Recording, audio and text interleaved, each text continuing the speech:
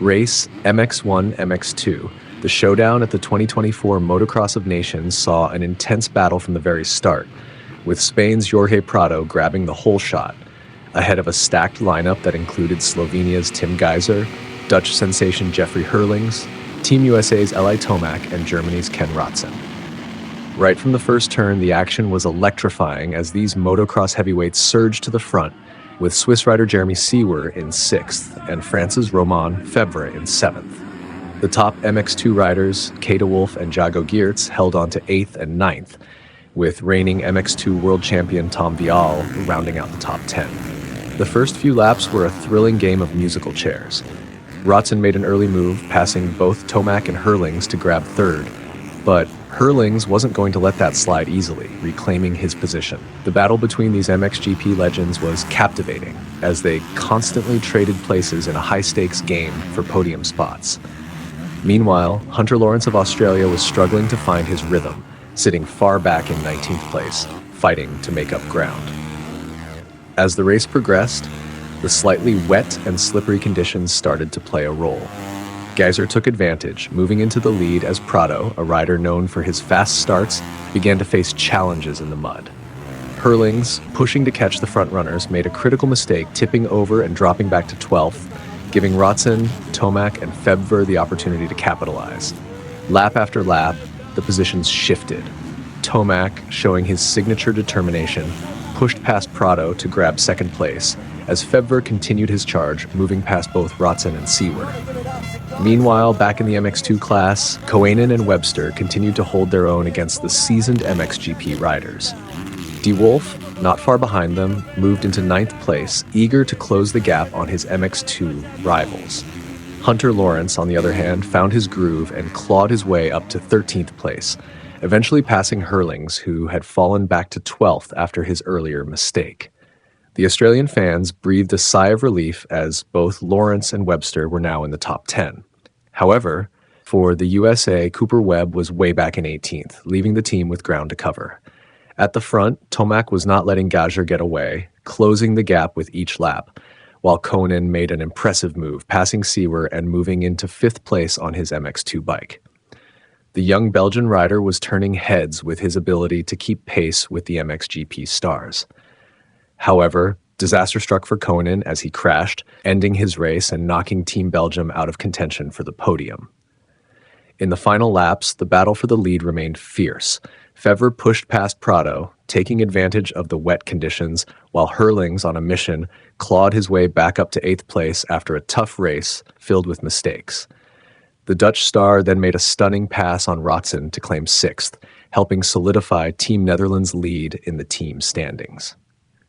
As the checkered flag waved, Geiser took the moto win in dominant fashion, but the real story was in the team standings. Thanks to a 5th place finish from Herlings and a 6th place finish from De Wolf, Team Netherlands surged into the lead with 11 points. Team USA, with Tomac's strong performance and a late rally from their other riders, held 2nd with 19 points, tied with Australia, who also sat on 19 points thanks to Webster's top 10 finish and Lawrence's recovery. France, led by Febvre's charge, rounded out the top 4 with 25 points. The Dutch team now looked poised to defend their title, with Team USA and Australia keeping the pressure on as the MXO in action continued. The combination of individual brilliance and teamwork was proving to be the key to success, as every position mattered in this prestigious event. Race 2 Open plus MX2. The second race of the 2024 Motocross of Nations delivered a thrilling contest as Spain's Ruben Fernandez grabbed the whole shot, leading the pack from Simon Langenfelder and Latvia's Carlos Raisulis. Jet Lawrence wasted no time, moving quickly into 2nd place, while Kay de Wolf continued his strong form, starting 5th behind Aaron Plessinger. Geerts, Renault, Adamo, Wright, and Koldenhoff rounded out the top 10. Vial and Webster were both positioned just outside the top 10, with Plessinger flying into 4th place early on, while Webb sat further back in 14th position. De Wolf, displaying impressive pace, charged past Plessinger, reclaiming 4th, as Maxime Renault applied pressure on the American. Australia, the Netherlands, France, and the USA were locked in a tight team battle. After the first lap, Lawrence led by 2.6 seconds, with Australia sitting on 30 points, just behind the Dutch with 28 points. The USA and France were not far off, making for a tense race. By the second lap, Webb had climbed to 11th place, and De Wolf made his move, passing Langenfelder to move into third and setting his sights on Fernandez. Lawrence extended his lead to 5.3 seconds, while Renault and Plessinger engaged in a fierce battle, with the American momentarily moving into fourth before being passed by both Renault and De Wolf, who made a costly mistake and crashed, but quickly rejoined the race. At this point, the team scores fluctuated dramatically, with Australia dropping to 1-16 after Webster fell back to 16th due to a goggle issue, giving the Dutch an advantage with positions of 4-11. The USA held positions 6-10, and France stayed close with 5-7. Lap 4 saw more changes as Vial moved past Plessinger, with Muse following suit, pushing into the top 10 by overtaking Webb. Koldenhoff, holding 12th, faced pressure from the riders behind. De Wolf continued his recovery, clawing his way back into third, now just 3 seconds behind Fernandez. Meanwhile, Musi surged to 8th behind Raisulis, as the Dutch continued to solidify their hold on the lead with positions of 6-11. Australia's fortunes remained volatile, with Webster dropping further to 14th, nullifying any gains. In the later stages, De Wolf further strengthened the Dutch's chances for victory, passing Plessinger. Up front, Lawrence had stretched his lead to a commanding 14 seconds over Fernandez, cruising to a dominant performance. Meanwhile, Webster's struggles continued as he dropped to 19th, significantly hurting Australia's team standing. Koldenhoff also lost ground, being overtaken by Harrop, further complicating Australia's push for the top.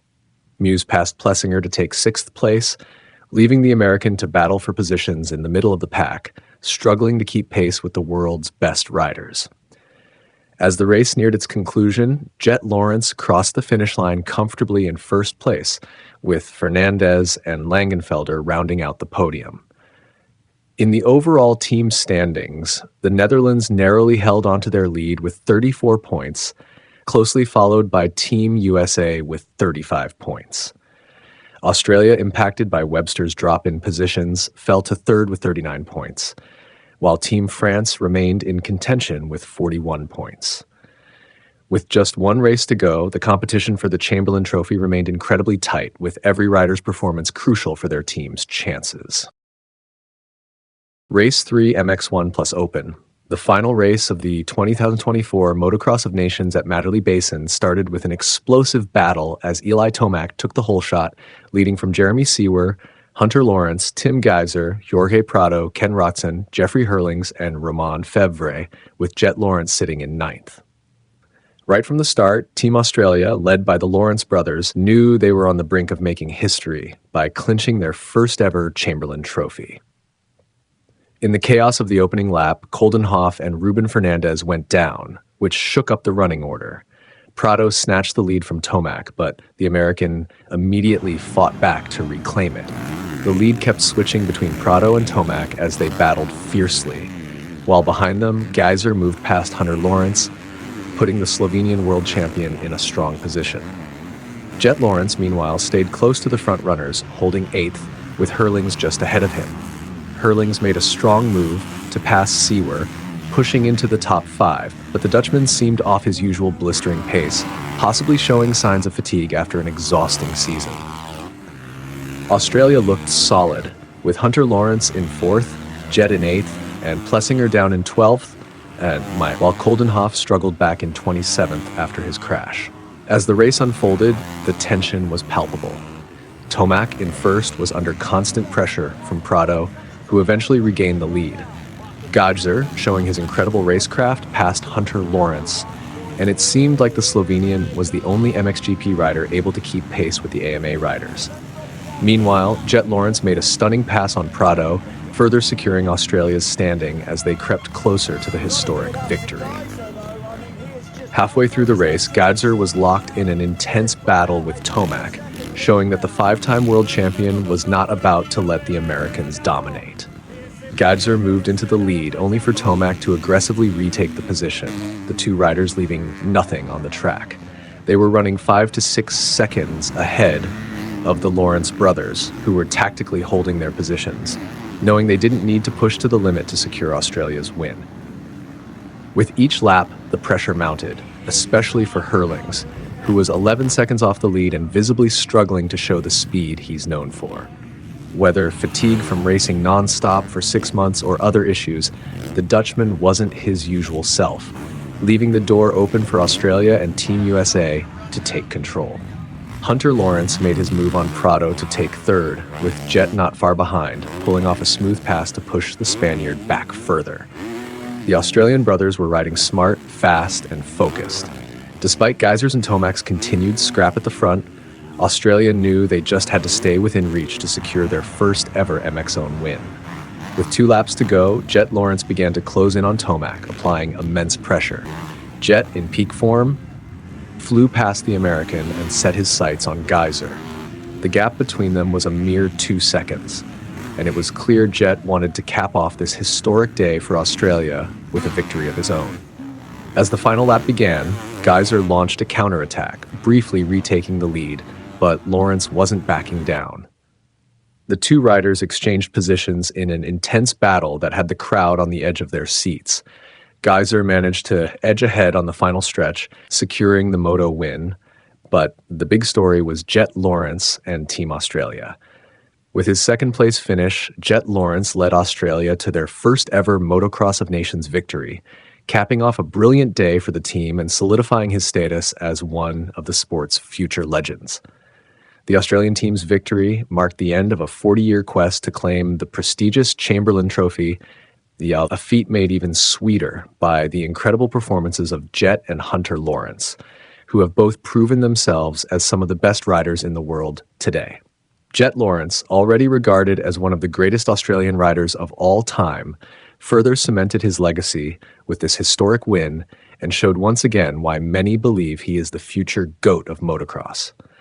This was not just a victory for Australia, but a monumental moment for the entire sport.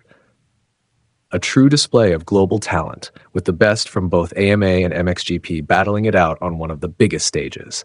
The 2024 MXON will be remembered as a defining moment in motocross history, with Jet Lawrence standing tall as its brightest star.